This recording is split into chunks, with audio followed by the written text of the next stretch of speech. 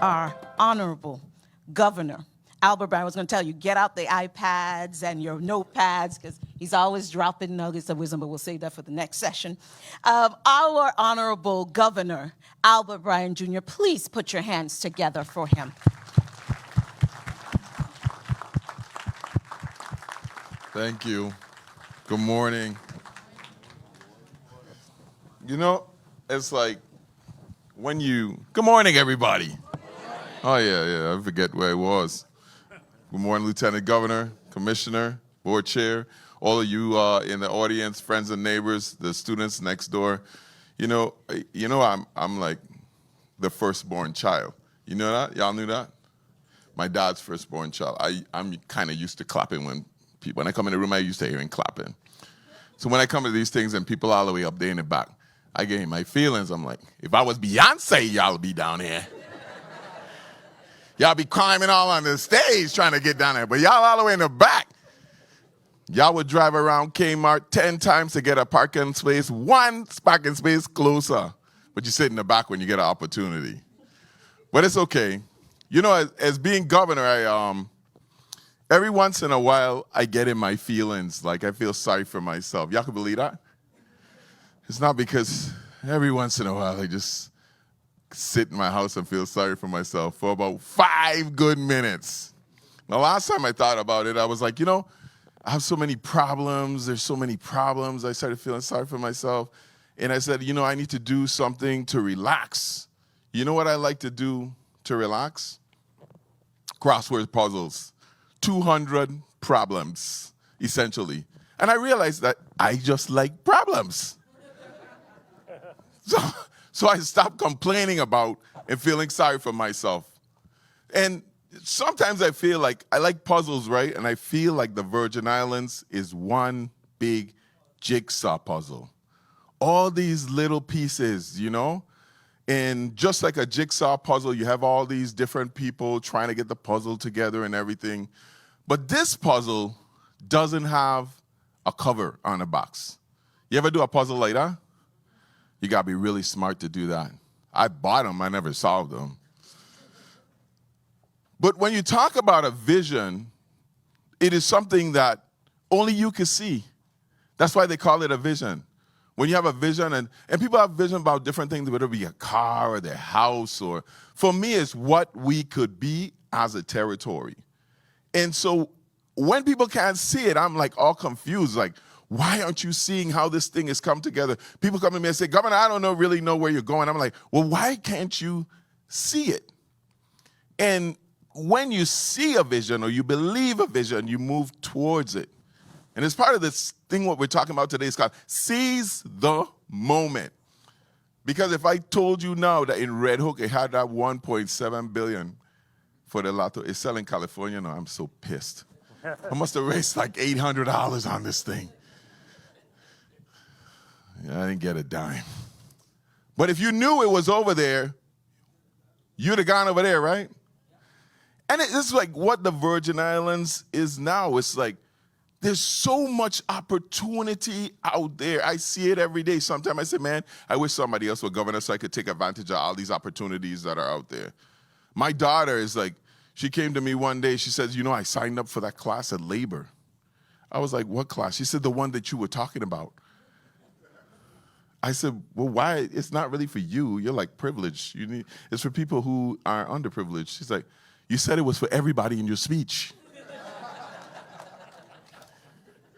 But she sees opportunity because she was raised with a vision and a perspective of opportunity. When I raise the two of them, I don't expect them to fail. They don't expect themselves to fail. And if they fail, they don't mention it. When my oldest daughter, she was like 6 years old. Friend of mine, we went to California. He bought a limo, got a limo for us for the day to give us a tour of the city. And she was in there. My limo's going to be blue inside. It's going to be red on the outside. It's going to have this. It's going to have that. I said, you know, Daddy working his whole life and Daddy don't have a limo. She looks at me and said, you're obviously doing something wrong. But that is the winning perspective. So a lot of us, when we look out at things, we don't really mention it in our head. We don't look at it as an opportunity. And that's what Seize the Moment is about. So for Tregenza and I, when we set out on this course, it was like, what can we do with the Virgin Islands? How can we make life better for everyone that lives here and the guests that come here? How can we finally make a level playing field so everyone could participate? How could we create a situation so people feel free to say their political opinion? And they say their political opinion. I should have rethunked that one. But we started out, we're creating stronger infrastructure, schools. Do you know that by January, there'll be $850 million in school contracts out in the Virgin Islands? I just want to put it in perspective for you. $850 million is more in capital projects than we've done in the last 30 years, put together. Think about what that means. $850 million is almost a quarter of our total GDP annually. But we didn't stop in there. We were building the 2 new airports, all of the undergrounding that has to do, not only for water, for sewer. The entire water system in St. Croix is being replaced, the entire sewer system, bridges, marine facilities. We used to be worried about how we're going to pay for stuff. Now we're arguing with people about when we're going to pay for stuff. I want to pour a dock in Hull B. We don't want it today. We want it today. We don't want it so high. We want it so high. I remember when we couldn't even think about that. We have built a stronger economy by investing in our tourism product, by taking risk. Y'all remember when all y'all were cussing me during COVID? And your ass don't know what you're doing. What you shutting down the beach for? Don't bring them tourists in here. Keep them tourists out. Bring them tourists in here. My business is dying. But we took risks. On those calls, sometimes I was the only person was like, we ain't closing. We're not shutting down. They even had to give me a lecture. They were like, Governor, you shouldn't be campaigning so hard for the bars to stay open. People stressed out. They need to drink. But we kept on because we believed in a strong economy. And most of that is just getting out of the way, making it easier for people to do business. We wanted to have stronger Virgin. Poverty is our number one problem in the Virgin Islands, You know that, right? The reason why we have so many problems is because people ain't making enough money. And I always tell people, like the young people next door, I want you to make a lot of money so I could take your taxes. Because that's how we pay for stuff. So people go to Miami and they go to other places and they see how nice the roads and the streets are and they say, oh, how come I ain't later in the Virgin Islands? Because you have the lowest land tax in the entire United States. Because in the 5 years I've been governor, there has not been one tax increase on anything. Because people don't pay enough taxes. You realize when you live in the States, you pay state, county, and federal taxes. We only pay federal. And we keep that money where we spend too. So putting in the GRS and getting that fixed, you realize that's 17,000 people, 8,000 retirees and 9,000 active workers that depend on a pension system. Each one of them probably have at least 2 people that they touch. That's 34,000 plus 17,000. That's 51,000 people. That's almost 60% of our population that depends on that system. 60%. Tax refunds. We've been impoverishing people for years by not paying them the tax refunds. It's called an earned income tax credit because poor people need to get money back, right? So they don't get debilitated. Medical costs. The insurance has gone up every single year that we've been governor. I've been governor, but the government took it on. Energy. We constantly subsidize the light bill. Stipends to our seniors, stipends to our taxi driver during COVID, money to the ferries, VI Slice. We're giving new homeowners up to $350,000 grant to buy your first home. Free internet every place, solar loans, free education. You realize we're the only place in the nation where you could get a 4-year degree for free if you graduate from high school there. The only place in the nation. So it perplexes me sometimes when people can't see how we've used the infrastructure, education, the economy. We're giving you everything you need to succeed. But I realize that people can't see it because they're trapped in a vision of non-prosperity. You got to be able to do it. And it's not like osmosis. You know, I got a lot of these things from my dad. My father used to come in and tell me, boy, you want a job? Yeah. I had just gotten unemployed. I quit my job. I was sitting in my room weeks. You see, you want a job? Yeah. You think you're going to come in here in your bedroom, come look for you? You got to get out. You see, getting on this stage today, this is no accident. You know, I was thinking the other day, people are going to think I'm a child abuser. I was talking with some people the other day, and they were telling me that it was me and a couple other people that we were abused as children. I was like, really? Yeah. My parents made it hard because they know life was hard. And there's this thing that says, hard times make hard men. Hard men make soft times.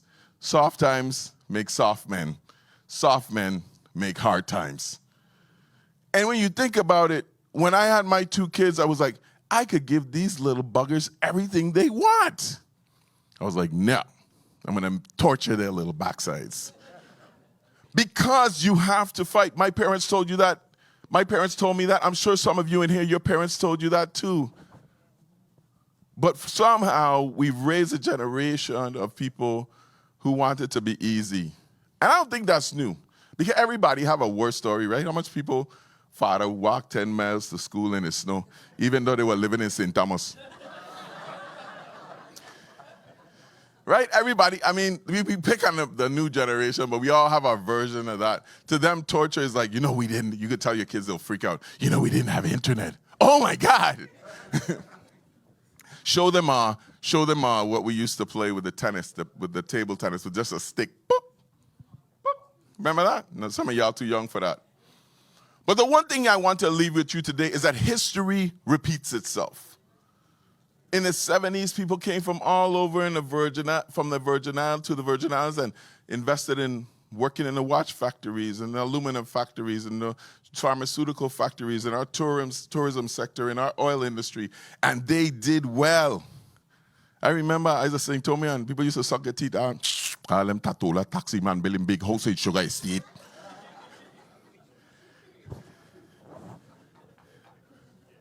VI people had to go live in Tutu and Hidden Valley and work for the government. Y'all laugh, it is the truth. People act like I don't remember. I remember. It was an amazing turnaround of the Virgin Islands, which was known as the poorhouse of the Caribbean, of the United States. And in some respects still is. But we have come such a long way. I hear people say things ain't changed. I want to tell you, ladies and gentlemen, especially you people in the next room, that in good times, people suffer. And in bad times, people thrive. And the opposite is true. The question is, what's your perspective and where you're going to be? Because no matter what I do, no matter what Trigenza do, no matter what Gary, the commissioner, do, there's going to be poor people in this world. There are going to be sufferers in this world. There are going to be employers in this world. There are going to be owners in this world. And there's going to be millionaires in this world. You just got to choose which one you want to be. And if you want to be more than you could be, it's not really up to the world. It's up to you. And I'm here to tell you today, it's like you think something miraculous is going to happen in this government or anywhere else to make you a better person. You got to work on you. People are already talking like we need a new governor. Who's going to be the next governor? It doesn't matter. What matters is you. Where are you going to be 3 years from now? Do you have a plan? You see, what's happening in anything that happens is you first have the pioneers. You know who the pioneers are? I always tell it like I saw in St. Croix. When a new cell phone come out, right? The pioneers are the people who waiting by 80 until 2 o'clock in the morning. You're going to get a new iPhone. I just have to get that picture a little better. Then you have your early majority. Those are the people who wait till, the lines are done and then they come in and they get their phone. Then you have the real majority. The rest of the people who just like, oh, yeah, I need a phone upgrade. Let me get a phone. And then you have the opposition, people who still have their flip phones in their pockets. If you in here now, confess. The shame. Y'all will pull it out in public. Click. Oh my God. You can't oppose the world. The thing I'm here to tell you is the people that really succeed is those early majority and those pioneers. They get on, they see change coming and they hop on it really quickly. And that's how you capitalize on it. But too much times we're like, we're not gonna do that. COVID ain't played out with our, you know. I bet your ass go on the internet now. COVID get up and say, you want to do banking? All you scared? You gonna do that internet banking now, eh? Go Banco Popular, be wheezing tonight. There was no choice. It has forced us into looking at things differently, employing technology in all different parts of my life. So people always try to create some excuse to say stagnant.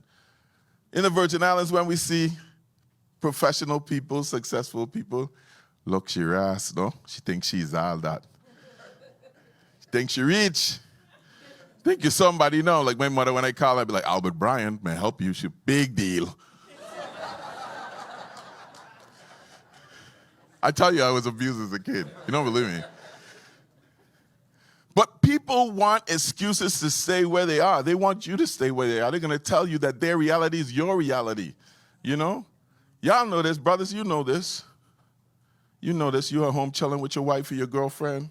That miserable girlfriend of hers call up and tell her all about what's going on in her life.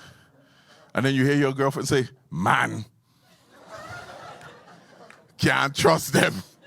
And then starts looking at you like you're the devil. People will convince you that their life is your life. They will convince you that, you know, I met many people, they say, you know, I get into places and they say, I was here before you come, and I'm going to be here when you leave. That's right, baby, because I'm not staying. I'm out of here. I'm on to something else. And you know, I said this yesterday. It's one of the things that I didn't invent it. People tell me things all the time. But I remember Duncan said it's good. And people would love a familiar hell rather than an unknown heaven. They will sit and take abuse every day of the week. I can't stand my boss. I can't stand she sister. I can't stand the dog. But they won't go look for another job.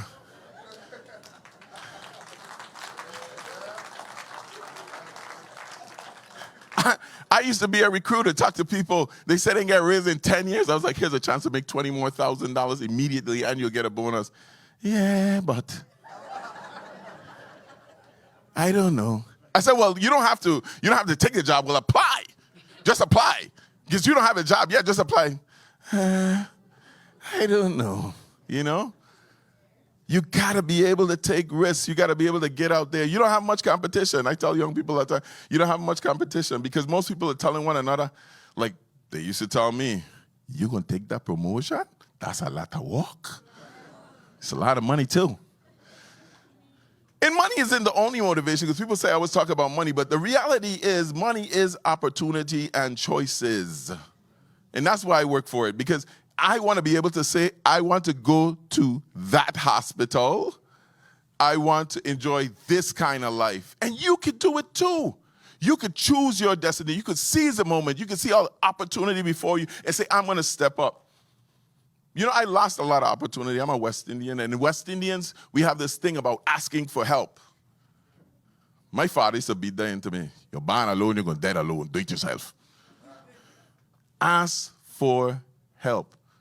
There are a lot of people in our community, hopefully some of you out there in internet land or maybe here in the next room, that think that they're supposed to know this stuff by osmosis. No. You got to ask for help. Talk to successful people. How did you do it? What is the secret? Successful people love to talk about themselves. You may find that surprising. But they like to tell you how to do it. Get a mentor. Ask for help, whatever it is. If it's a mental problem, a social problem, a work problem, an economic problem. I see people all the time. I had a friend of mine, Danelle, you called me up one day. She said, when I was commissioner, she said, you know, Commish, I wish that I could have a class just telling people what not to do when they're interviewing? She said, because I see so many good people that don't get the opportunity for silly reasons. But nobody tells you, right? Like if you're looking for a job for a year and you can't get a job, you're doing something wrong. Partner tell me he can't get a job. I say, look, check me in the office that's commissioner. Partner roll in, my son. Tim's on, short pants. What he saying? I say, yeah, hey, cool. I say, bro, this is how you're going to go look for a job? He said, yeah. I said, with that weed earring in, eh? Why you got a weed earring in? I said, on your two hand, your two finger, them look like you smoke every roach in the country. And he looked at me, he said, whoa, how you know that? I said, this is what employers do when they see you. You think we always been in suit and tie and been 50 years old? We know what the run-ins are. You look on your Facebook page. I don't know, especially in the other room.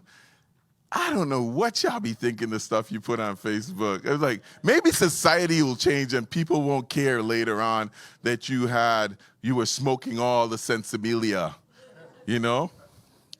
But maybe not. You gotta work with the brand. Let me tell you something. This is a brand. I work on this brand, you know? Y'all might not believe it, but I take some time to pick out my clothes every day. I pick the socks, what kind of shoes. I probably try on like 3 different pairs because it's a brand. Because when people see me coming, I represent y'all, the Virgin Islands. I represent me. And I got to sell this brand all the time because 3 years from now, I'm going to be looking for a job. Y'all say I can't run again, but that's okay. I want to make you to understand that what Mike told you is true. It's hard. If success was easy, everybody would do it. Everybody would be successful. It's hard. But a good friend of mine who got filthy money told me one time, he said, Albert, there is a millionaire behind every single product you see. Every tie, every podium, every stand. There's a millionaire behind one of them. It doesn't really matter what product you sell. It's what you sell to people. You're selling them a lifestyle, you're selling them you, because people are gonna need products. I invest in people, not products. And that's what you have to do. You have to ask yourself if I am comfortable. Why? If I wanna get ahead, people who get ahead aren't ever comfortable. You have to ask yourself, what sacrifices am I gonna make? Because the world is going to change despite your position or your opposition. You could sit and listen to the people on the radio who've been complaining for the last 20 years, and they're still calling the radio. You figure after the first year, this doesn't work. Or you could look at the opportunity. You could change your perspective and see that I have a lifetime chance to do something for me and my family. You could look and see I have a chance to do something for my people, my Virgin Islands. You could double down on our place and be a success by seizing the moment. Thank you.